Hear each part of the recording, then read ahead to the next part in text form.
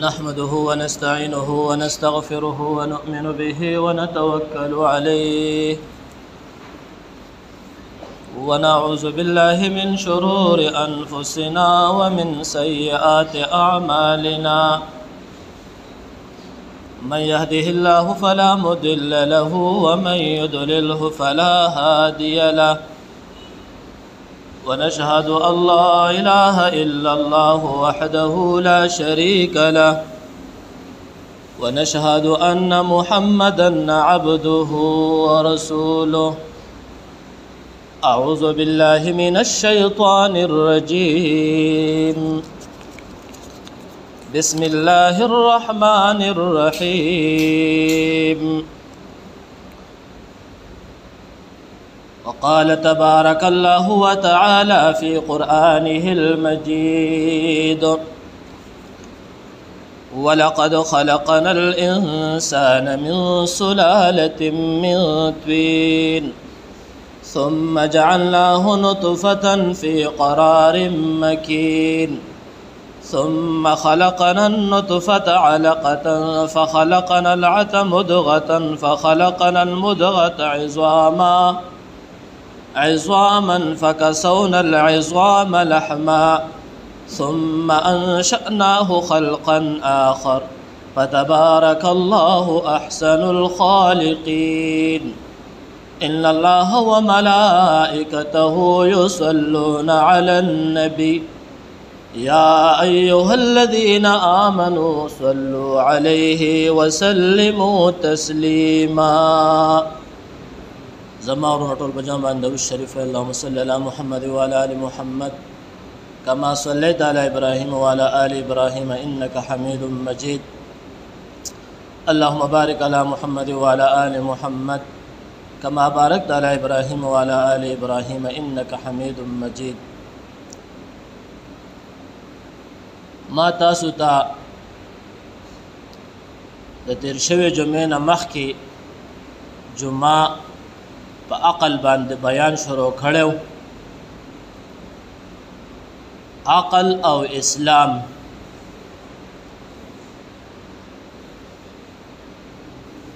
نو دا بیان می ولی شروع کړو ډېر یاران دوستان ملګری معاشره کې دا خبره کیږي د اسلام یا رکن یا یو پوینټ نو بعضې ملګری تعلیم یافته هغه دا الفاظ کوي چې زما دا خبره عقل نه تسلیموي نو لہذا ما په دې باندې تاسو ته مخکې خبره کړې وه نو اوس تاسو ته هم په دې یو څو خبرې کومه په ذهن کې یو څو خبرې یادې ساتئ چې عقل به مونږه د اسلام د دین او د اسلام تابع کوو دین او اسلام به مونږه د عقل نه تابع کوو ډېرې خبرې داسې دي وروسته یې درته کومه چې زمونږ او ستاسو عقل د وقت سره خبرې د دین او د اسلام زمونږ او ستاسو د عقل نه ماورا دي بره دي خو د اسلام په دې کې خپل پوینټونه دي او د الله رب العزت د طرف نه حکمي نو مونږ به عقل د الله د حکم ته تابع کوو د الله حکم به عقل ته نه تابع کوو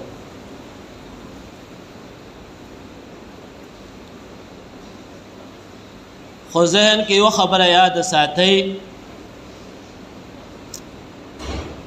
چې د عقل سره کله د دین او د اسلام رهنمایي نه د عقل سره کله د دین او د اسلام رهنمایي نه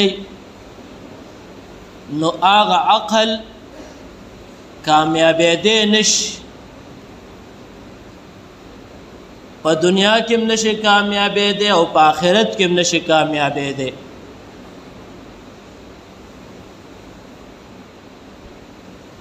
ډېر خلک عقل د دین او اسلام د عقل تابع کوي نو به انسان په دې کې گمراهۍ طرف ته رسیږي خپل دین اسلام چې کم رکنیت دی هغه ته پاتې کیږي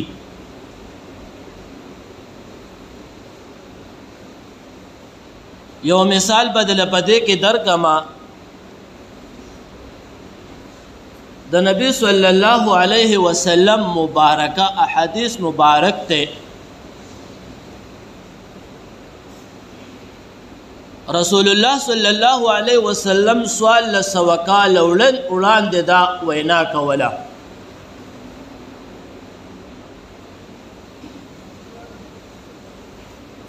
چې زمونږ د ابو هوا چې کم دا هوا دا به تللی کېږي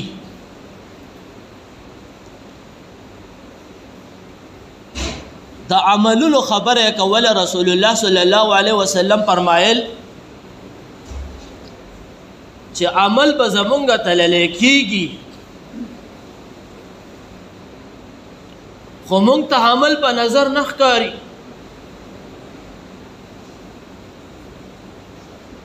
دغه شانته رسول الله صلی الله علیه وسلم فرمایل چې هوا دا به تللی کېږي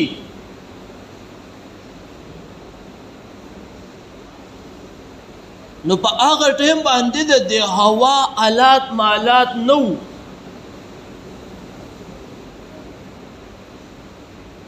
خو صحابه سوې داسې کامل ایمان د صحابه نو صحابه هغه په دې خبره باندې ایمان راوړو چې ټیک تا دا بدل کېږي او دا خبره دا د رسول الله صلی الله علیه وسلم خبره هغه د عزت تسلیم کړه عقل استعمال نکو شر دا بسنګ دل کېږي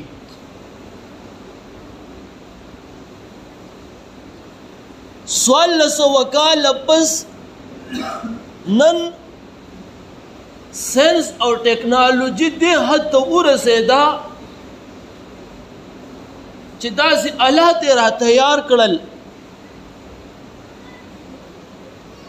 چې زمونږ هوا هم تللی کېږي په دومره مقدار کې هوا ده زمونږ دا سوی ګیس دا ګیس دا زمونږ استاسو د مخامخ د سترګو خبر 1 کیلو ګیس راته واچوه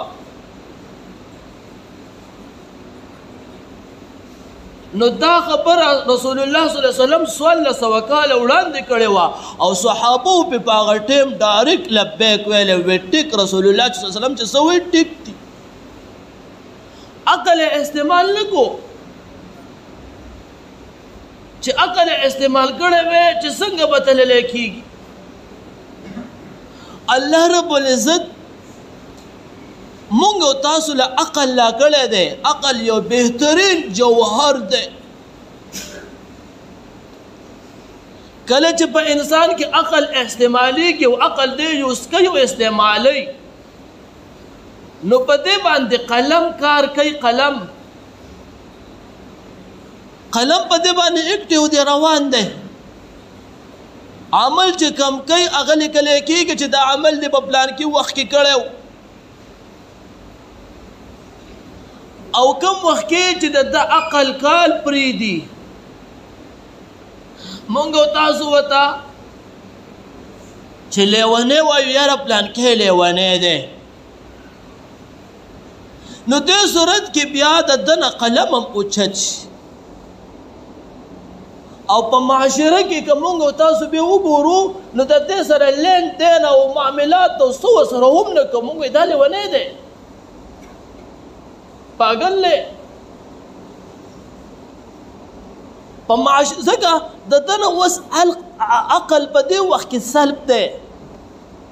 عقل شته هغه دماغ شته خو رب دی هغه قدرت اغستی چې کم دله قدرت دا عقل ورکړی هغه قدرت دی الله اغستی ګډې وډې وی عمل ټیک نه نو مونږ او تاسو ته مې دا مثال درکو چې څوارلس سوه کاله رسول الله صلی الله علیه وسلم وفرمایل او صحابه پې لبیک وې او صحابه حالانکه هغه وخت کې صحابه د دې متعلق عقل نه دی استعمال کړی عقل د دین تابع کو دین د عقل تابع نه کو دا مې دله یو مثال درکو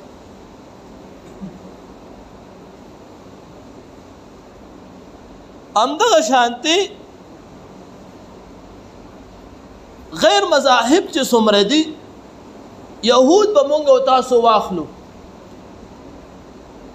نسوارا عیسائی مذهب چې کوم دی مونږ به هغه تاسو را واخلو هغه په خپل مذهبیت کې نور خو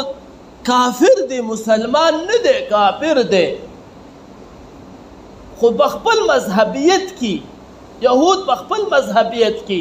عیسائیت په خپل مذهبیت کې عقل استعمال کو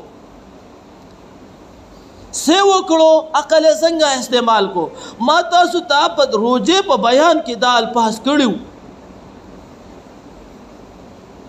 چې دا روزه خو موږ ته سختي دي په دې موسم سره نو داسې کار به وکړو چې دا روزه به اعتدال موسم ته ویسو چې نویش دغه شانته د هغې نور هم د هغې د مذهبیت نور رکنیت هم چې کم پې سختي وه هغې نرمي کړه چې دا به موږ نرم کړو او د دې موازنه به یو لس روجې یا لس عمل اضافي کړو عقل استعمال کړو د الله رب العزت د دین او د اسلام خلاف عقل چې کوم رکنیت الله نازل کړو په هغې باندې عقل استعمال کو نو چې کله عقل استعمال کو نو په خپل دین کې ګمراه شول فاسقان او فاجران شول په خپل دین کې کافر شول همدغه شانتي تاسو ته به یو څو علما را نقل کړي دي نوم به تاسو اورېدلی د هغې په نام اسکولونه چلیږي ابن سینا دا د فلسفې او د ساینس او د منطقو مدون دی ته وایي جوړولو ته وایي دومره الله رب العزت عقل ورکو چې 10 کالو په عمر کې د قرآن حفظ و مسلمانو د 18 په کالو په عمر کې د غټ عالم الدین و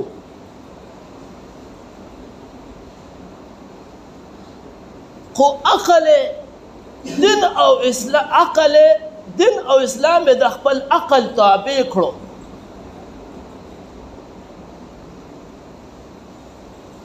نو چې دین او اسلام به د خپل عقل تابع کو فلسفه به چلولې نو د حد ته ورسېدو چې لاول ګمراش نو چې کله ګمراه شو نو د هغې نه پس کافر شو د دنیا نه مرتد کافر لاړ مړ شو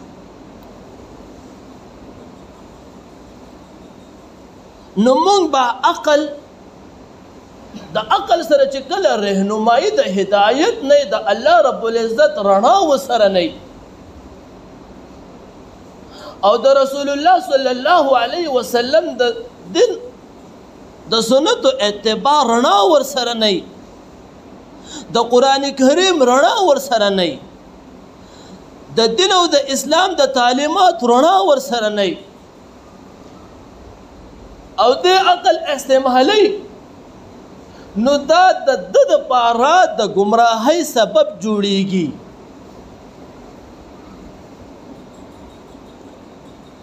یو مسلمان کمزور بنده د الله زه به تاسو ته دا ووایم یو مثال ورکوم زه به تاسو ته دا ووایم چې زمونږ او ستاسو په نظریو په سوچ او په فکر هغه په ټولو کې کمزوری او د غیرو مذاهب هندو پرست په واخلو د هغې پروفیسر او غټ غټ ډاکټران چې ځان ته څه وایي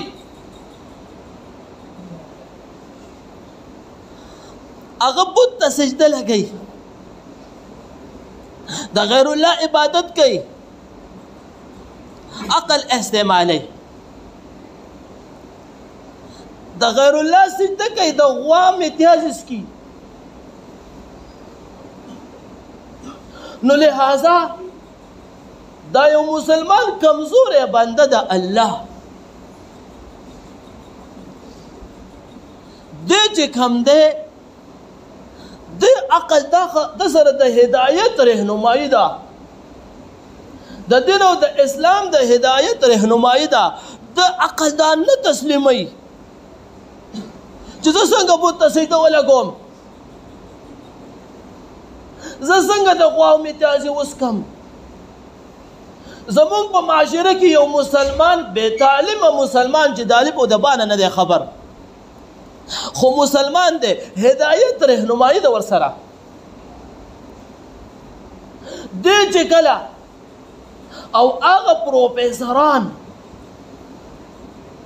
هغه انجینران چې هغه تعلیم یافته سړی چې ځان ته لوی تعلیم یافته وي هندوستان به واخلو چې هغه بت ته سجده لګوي او که ته درته دا ووایې چې دا بې تعلیمه انسان مسلمان دی د هدایت رهنمایي ده ورسره چې ته درته دا ووایې چې یاره یا بت ته سجده ولګوه غیر الله ته دی به تا ته وایي چې نه الله پې خفه کېږي څنګه ولګوم ځکه دلته کې ته سره هدایت د ته د عقل سره د هدایت رهنمایي ده د دې متعلق به درته یو مثال را نقل کړی رنګیلا په نوم باندې رنګیلا په نوم یو انکر تیر شوی سنګر تیر شوی هغه یو پیرا د ځان نه پنډتي جوړ کو پنډتي چې زه د هندوانو دا منتر دننه وګورم چې دننه پکې څه شی دی تاسو د مخکې ما یو 115 کاله مخکې دا خبره کړې وه د ځان نه پنډتي جوړ کو سر به روار سي ځان نه صفا را صفاک هغه خپله وی لیکي د هغې متعلق وی مخکې مې په دې مندر کې مزل کوو هلته یوه غوا راله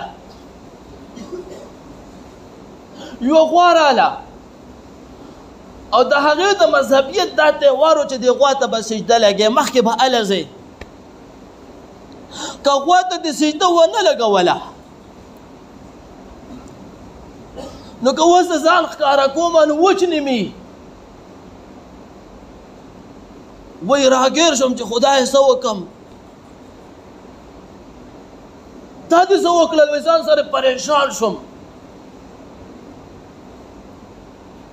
خو دې صورت کې وای ما ویل چې د جان او دغه مسله دې د اوس دې وجني وای دې صورت کې مې دا سوچ وکړو چې دې وای خپل ذهن کې دا ویم خپل عقل کې دا ویم سجده خو لګومه ځکه را واپس کېدی نه شم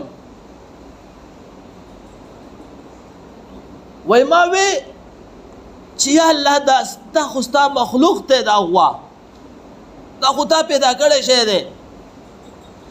او یا لازم تا پیدا کړم د ځان د بچاو د پاره دا سجده دی غوا ته لګوم خو اصل کې سجده تا ته لګوم رب سجده تا ته لګوم غیر الله دی غوا ته نه لګوم وس یو چې په معاشره کې د موږ استادو په سوچ باندې موږ تاسو هغه ته یو ډم وایو خو دې سره در هدایت یو رڼا رهنمایي ورسره ده چې نه دا شی غلط دی که چېرې زه داسې وکړم نو زه کافر کېږم او ګمراه کېږم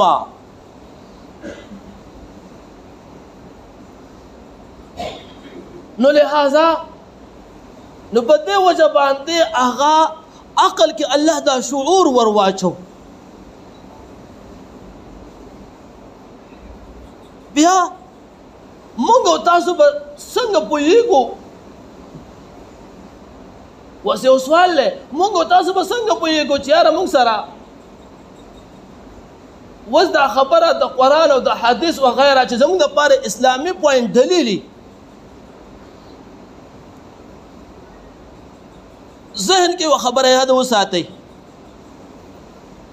کم عمل کم رکن چې په قرآن کریم کې موجودي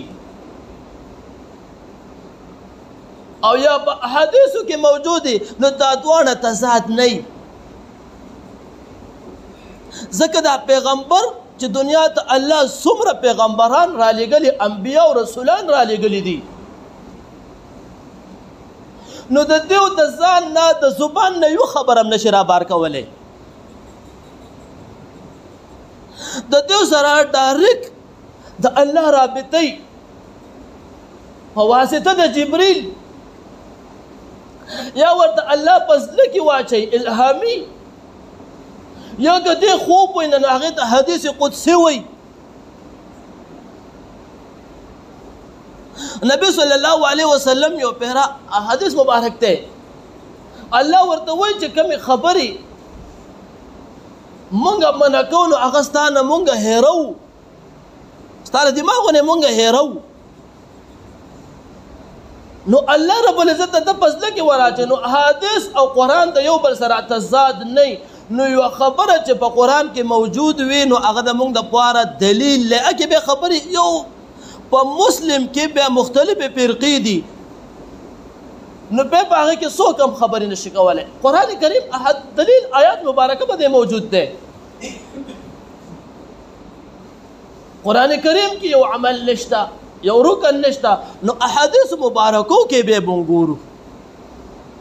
دې ته بیا په شریعت کې نس وای نس نو چې کله په حدیثو کې موجود شي نو بیا په دې کې خبرې دلیل نشته بس حدیث مبارک کې موجود دی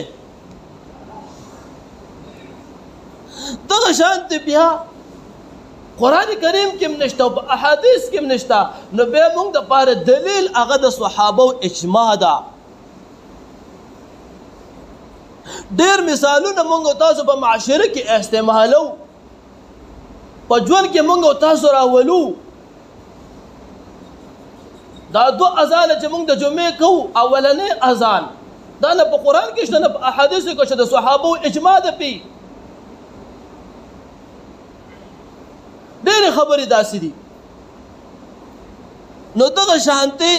د صحابو اجماع په یو خبره باندې راشي هغه د موږ او تاسو لپاره بې دلیلي هکې خبرې نه چلېږي یو عمل یو رکن په قرآن کې نشته په احادیثو کې نشته په اجماع د صحابو کې نشته نو بیا موږ دپاره دلیل په دې کې قیاس دی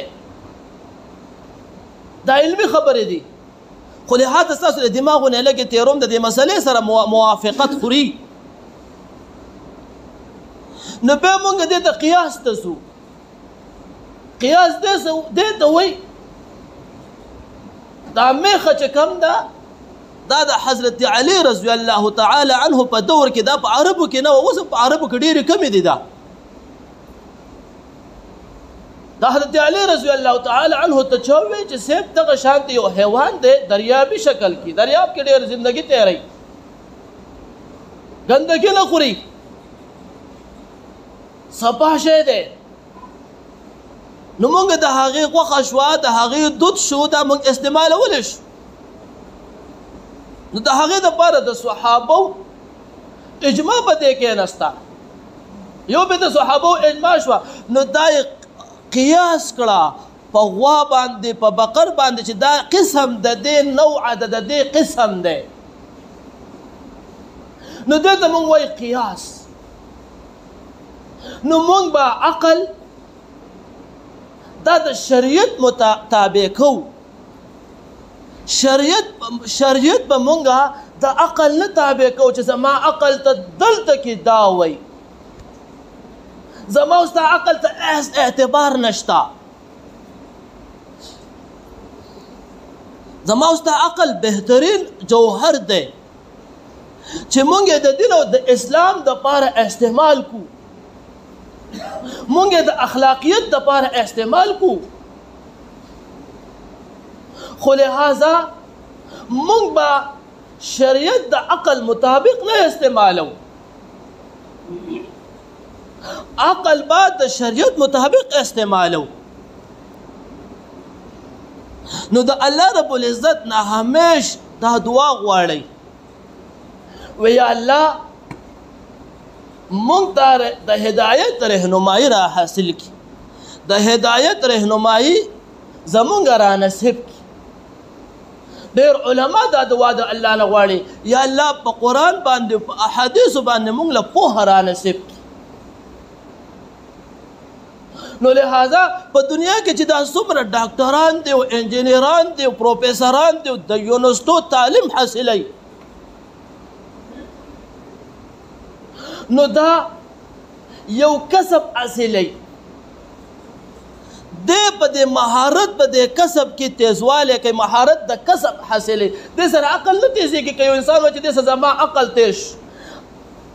دا کسب والی د تیز یو کسب یو مهارت یې رالو عقل ته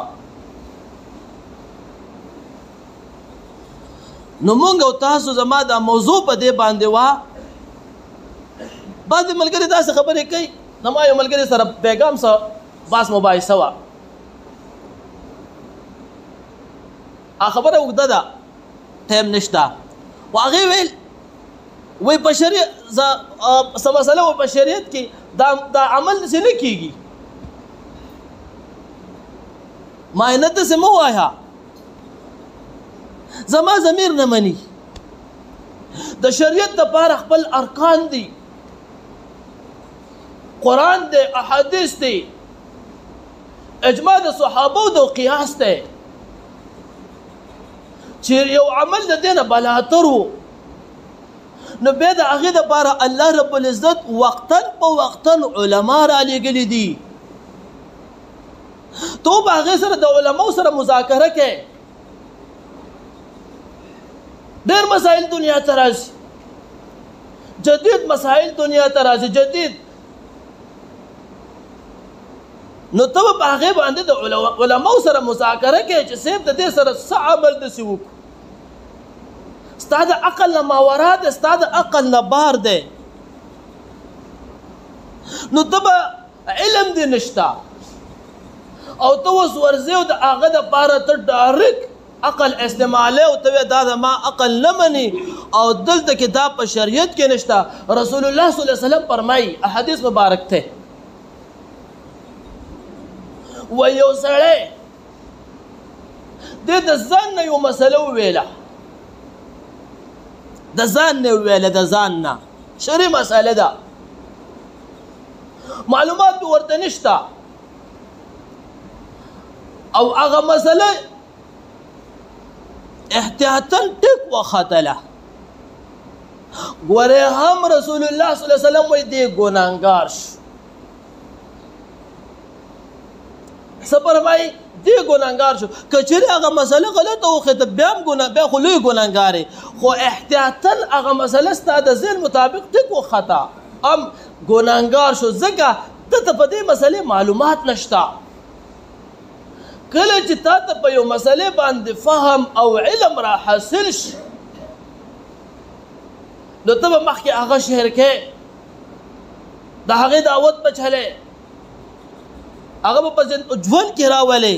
او کله چې تا ته په هغې باندې رهنمایي نشته معلومات تعلیم درته پې نشته نو ته مخکې هغه نه شعر کې. نو مونږه د مونږ استادو